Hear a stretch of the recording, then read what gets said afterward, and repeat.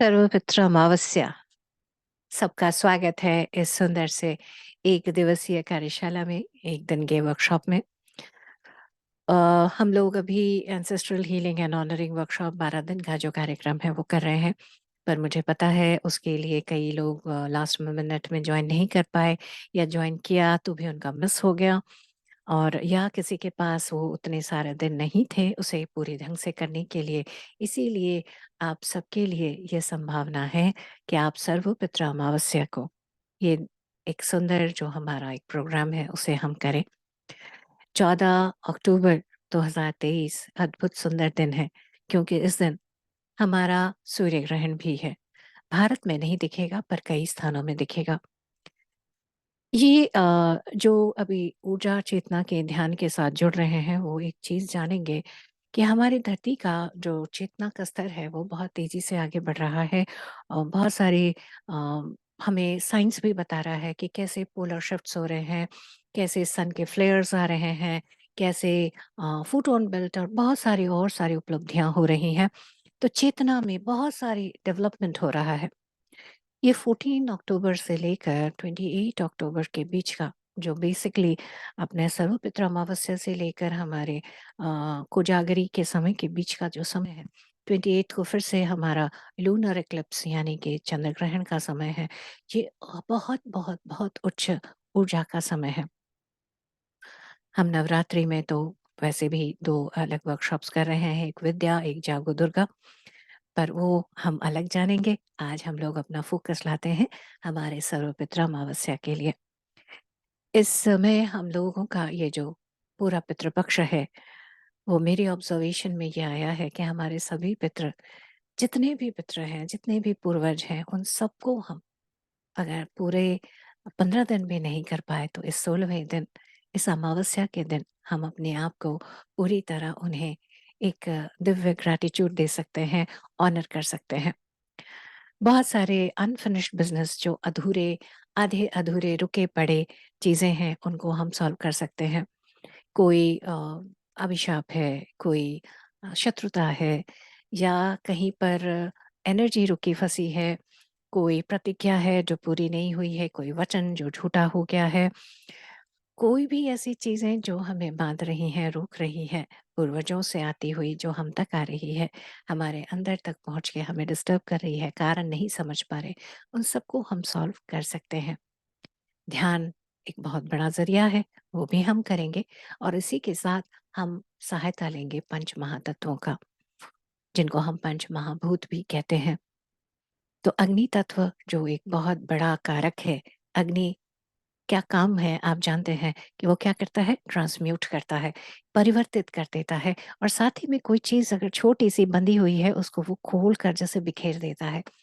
तो इसीलिए हम अग्नि तत्व की मदद से एक छोटा-सा हवन भी करेंगे, पर उस हवन में जो चीज़ें हम अ, प्रदान करेंगे, जो उसको हम उसमें देंगे, आहुति देंगे, वो अपने आप में भी बड़ी विशेष होने वाली है। तो जो इस कार्यशाला में, एक दिवसीय कार्यशाला में, जो शाम के 6:30 बजे 14 तारीख को होगी, 14 अक्टूबर 2023 में शाम के 6:30 बजे, ये यूट्यूब में भी लाइव रहेगा, तो आप यूट्यूब से भी जुड़ सकते हैं, और आप लोगों को ज़ूम लिंक भी मिलेगा, आप उससे भी डायरेक्टली जुड़ सकते हैं। ज़ूम लिंक की लिमिटेशन है, उससे परे हो तो आप यूट्यूब से कर सकते हैं। तो इस वर्कशॉप में जो आवश्यक सामग्रियाँ चाहिए, वो मैं आप लोगों को अभी बता देती हूँ, जिससे कि आप अपने साथ रखें, तैयार हो जाएँ। सबसे पहले जो सबसे आवश्यक है, वो है लेटर्स, यानी चिट्ठियाँ। वो चिट्ठियाँ क्या हैं? ऐसे कोई भी जो लोग, फिर वो आपके मित्र हों, आपके अन्य ऐसे बच्चे जिनको आपको शायद अबॉर्ट कराना पड़ा, या मिसकैरेज हो गया, कोई ऐसा जिसने शायद सुसाइड किया, या जिसका एक्सीडेंट में डेथ हो गया, या कोरोना में चले गए, जहां आप आखिरी समय पे उनके साथ भी नहीं रह पाए, या आप कहीं बाहर रह गए और उनसे लास्ट में मिल नहीं पाए। कुछ अनफिनिश्ड सा, अधूरा सा जो है, जो बात कहनी थी, जो बात समझनी थी, नहीं हुई, उन सबको आप एक चिट्ठी में लिखें, अलग अलग, जिसके लिए आप लिखना चाहें उन सब के लिए। ये चिट्ठियां लोगों के लिए हो सकती हैं, ये चिट्ठियाँ अजन्मे बच्चों के लिए हो सकती है, ये चिट्ठी ज़मीन के लिए हो सकती है, ये चिट्ठी कुल देवी के लिए हो सकती है, अपने उस पूर्वज के लिए हो सकती है, जिसके पास से शायद ये सारा कुछ दर्द, कोई दिक्कत आ रही है हमारे तक। ये इसका कोई लिमिट नहीं है। आप किसी भी को ये चिट्ठी लिख सकते हैं। चिट्ठियों की संख्या का भी कोई लिमिटेशन नहीं है। आप 1 चिट्ठी लिख सकते हैं, आप 10 भी लिख सकते हैं, ज़्यादा भी लिख सकते हैं। और ये मैं वीडियो पहले बना रही हूँ जिससे कि आप सबके पास इतना समय हो कि आप किसी को भी ना छोड़ें। जहाँ-जहाँ आपको लगता है कि यहाँ मेरा काम थोड़ा-सा रुका है, ये वाली बात जैसे मैंने ठीक से नहीं करी, उन सबको आप चिट्ठी लिखें, दिल खोल कर लिखें। सोचकर लॉजिकली नहीं, पूरे दिल से आपको जैसा लगता है, आपका दुःख, आपकी खुशी, आपके अ, भाव सबको एक्सप्रेस करते हुए दिल खोलकर चिट्ठी लिखें। उन चिट्ठियों के ऊपर किसको लिख रहे हैं, उसको लिखकर बहुत प्यार से उनको तैयार करके रखें। ये हो गई पहला स्टेप चिट्ठियों का। दूसरा स्टेप है अग्नि। तो अग्नि यानी आग का व्यवस्था कैसे करेंगे? हम लोग पहले पंचतत्वों को आवाहन करते हैं, तो अग्नि को जलाने के लिए आप कोई कैंडल रख सकते हैं या कोई भी दिया रख सकते हैं। दिया कैसा भी हो चलेगा, आपका पीतल का नॉर्मल जो आप व्यवहार में करते हैं वो भी चलेगा, कैंडल भी चलेगा। तो अग्नि तत्व के लिए वो और हम जो हवन जैसा करेंगे उसके लिए अगर आपके पास जो कई लोग अग्निहोत्री करते हैं, तो उसका छोटा-सा जो कुंड है वो भी चलेगा। और नहीं है तो भी ऐसा कुछ नहीं है। जैसे हमारे घर में बड़े जैसे कढ़ाई है या कोई तवा है जो हेवी है, तो उसको भी हम ले सकते हैं। बारीक जो हमारे लकड़ियों के जो वुडन चिप्स जिसको हम कहते हैं या जो छोटी-छोटी लकड़ी के टुकड़े होते हैं जो हम लोग चुनते हैं पेड़ों की जो छोटी-छोटी डालियाँ सूखी गिरी होती हैं वो भी आप ले सकते हैं। तो बेसिकली हम लोग ऐसा रख सकते हैं।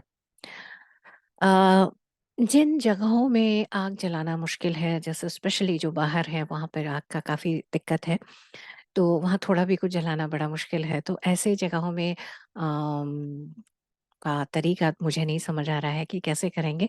बेसिकली थोड़ा बर्न करना पड़ेगा, तो वह कहाँ कर सकते हैं वो सेफ आप लोग देखिएगा। क्योंकि ये प्रोसेस जो है वो अग्नि से रिलीज़ करने का प्रोसेस है। तो आप देख लीजिएगा किस तरह कर पाएँगे आप और बाकी इसमें बहुत ज़्यादा आग नहीं होगा, थोड़ा बनेगा। तो इसीलिए जो अपार्टमेंट्स में रहते हैं उनके लिए भी कोई ख़ास दिक्कत नहीं आएगी। आप बिल्कुल कर सकते हैं, बहुत ज़्यादा आग नहीं होगी। हम बहुत बड़ा, बहुत देर तक करने वाला ऐसा नहीं करेंगे। जिनके पास सुविधा है वो तो बिल्कुल करें, लेकिन जहाँ नहीं है वो ऐसे रखें। अभी तक हम लोग जो ancestral healing and honouring workshop करते आ रहे हैं, वो लोग मिट्टी के दिए अपने-अपने एंसेस्टर्स के नाम से जलाते आ रहे हैं। आप लोग भी अगर चाहें तो मिट्टी के दिया 1-2 या जितने लोगों के नाम से आप जलाना चाहते हैं, उतना सारे दिए लेके आप बैठ सकते हैं। दियों में क्योंकि हम जब बैठेंगे तो नियरली संध्या हो जाएगा, तो हम वो दिए साथ में जला लेंगे। उन दियों में आप जो सरसों का तेल है वो डालें और थोड़ा-सा काला तिल आप डाल दें और थोड़ा काला तिल अलग से रखें, वो भी हम लोग उसको हवन में यूज़ करेंगे। राइट? सरसों का तेल मैंने आपको बताया जो हमें दिया में डाल रखना है, मिट्टी के दिए लेंगे या हम आटे का बना सकते हैं। बेसिकली ये ऐसा हो जो प्राकृतिक तत्वों से बना हो जो प्रकृति में दे वापस के कर दिया जा सके। ऐसी चीज़ों को हम व्यवहार में लेंगे, कैंडल ना यूज़ करें।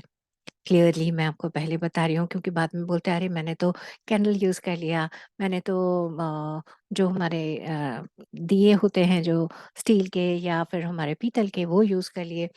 तो फिर उनके लिए थोड़ी मुश्किल हो जाती है क्योंकि ये सारा जो भी प्रोसेस हम करेंगे सबके पीछे का साइंटिफिक रीज़न या डिपिक्शन मैं आप लोगों को बताऊँगी कि क्यों करने वाले हैं। अभी इस वीडियो में मैं आप लोगों को जो-जो चीज़ें चाहिए वो मैं आपको बताती जा रही हूँ। एक साफ ग्लास रखेंगे जो आप जनरली यूज़ नहीं करते, जैसे आप भगवान के कमरे में रखते हैं, मंदिरों में रखते हैं या उसको हम कुछ विशेष काम के लिए रखते हैं, ऐसे कोई ग्लास ले लें। जो साफ उसमें थोड़ा पानी हम लेंगे, उन पानी का जल का तत्व के रूप में हम यूज़ करेंगे और अग्नि हो गया, जल हो गया और अगर आप ancestral healing and honouring workshop कर रहे हैं तो आपके पास ऑलरेडी धरती तत्व होगा। जिनके पास नहीं है और वो सिर्फ सर्वपित्र अमावस्या कर रहे हैं, वो मिट्टी का एक छोटा सा ढेला ले लें या टुकड़ा ले लें, बस इतना। एक प्लेट रखें जिसमें हम अगर कुछ ऑफर करें वो रखने में आसान हो, वो भी साफ सुथरा प्लेट लें। बस ये सारी चीजें लेकर हम लोग सब तैयार हो जाएंगे। फिर से रिपीट कर देती हूँ, लेटर्स जो बताया गया है, अनकम्प्लीटेड इनकम्प्लीट वर्क के लिए, अनफिनिश्ड बिजनेस के लिए लेटर्स, एक भारी प्लेट या हवन कुंड जिसमें हम अग्नि को जला सकें, उसके लिए लकड़ी के छोटे बारीक ट्विग्स, लकड़ी के टुकड़े, बारीक बारीक चिप्स वो रख सकते हैं। कपूर आप रख सकते हैं, थोड़ा जलाने में शुरू करने में आसान रहता है। देन अग्नि तत्व इन जनरल रखने के लिए एक दिया रख सकते हैं और या कैंडल रख सकते हैं अग्नि तत्व के लिए, राइट। एंड देन अपने एंसेस्टर्स को अपना रिस्पेक्ट दिखाने के लिए कुछ मिट्टी के दिए लगा सकते हैं जो आप उनके नाम से जला सकते हैं। मिट्टी के दियों में हम सरसों का तेल यूज करेंगे, थोड़ा सा काला तिल यूज करेंगे, बत्तियां भी ले लें। देन पानी के लिए साफ ग्लास और साफ पानी साथ में, एक चम्मच भी ले लीजिए, एक प्लेट ले लीजिए, थोड़ा काला तिल रखिए। धरती तत्व के लिए जो एंसेस्ट्रल हीलिंग ऑनरिंग वर्कशॉप कर रहे हैं वो धरती तत्व जो यूज कर रहे हैं वो यूज कर लें। जो सिर्फ इसी में जुड़ रहे हैं वो थोड़ा मिट्टी का टुकड़ा ले लें। तो ये सारी चीजें सामग्रियां आप लोगों को चाहिए और ये सामग्री लेते हुए अगर हो सके बेस्ट रहेगा कि अगर आप इस 14 अक्टूबर को आप एक विशेष व्रत को पालन कर सकें। अगर आप उस दिन लिक्विड डाइट में रह सकें या फल खा के रह सकें, जितना हो सके सुबह से मौन रह सकें, तो आप इसका बहुत अच्छा फायदा ले पाएंगे। क्योंकि ये एक बहुत बड़ी एनर्जी शिफ्ट का दिन है। हम अपने पितरों को भी एसेंट करेंगे क्योंकि उनके वजह से जहां हम रुके हैं हमें उसमें से भी बाहर निकलना है और उनको तो बाहर निकालना ही है, हमें खुद भी अपनी चेतना को रेज करना है। इसीलिए हम सब तैयार हों और हम सब आगे आए। ऐसे वे सभी लोग, क्योंकि इसके लिए कोई प्री रिक्विजिट नहीं है, तो आपके ऐसे सभी नए जो जानकार हैं जिनको अभी तक इसके बारे में पता नहीं है, आप उन सबको ये लिंक दे सकते हैं। ये वॉलेंट्री डोनेशन पर आधारित है। जो भी आपकी इच्छा है, जो भी आपकी श्रद्धा है, आप वो मुझे दान दे सकते हैं। आपका दिया हुआ दान मेरे बच्चों के शिक्षा में इस कार्य को आगे बढ़ाने में मदद करेगा और मैं बहुत सारे और काम कर रही होती हूँ, उसमें भी सहायक होगा। तो आप सबका स्वागत है। विनम्र निवेदन है कि हम सब अपनी चेतना को उन्नत करें, जहाँ भी हम फंसे हैं उसमें से आगे आए, निकले, बहुत आगे निकले। बहुत बहुत धन्यवाद। आप सबका बहुत बहुत धन्यवाद और स्वागत।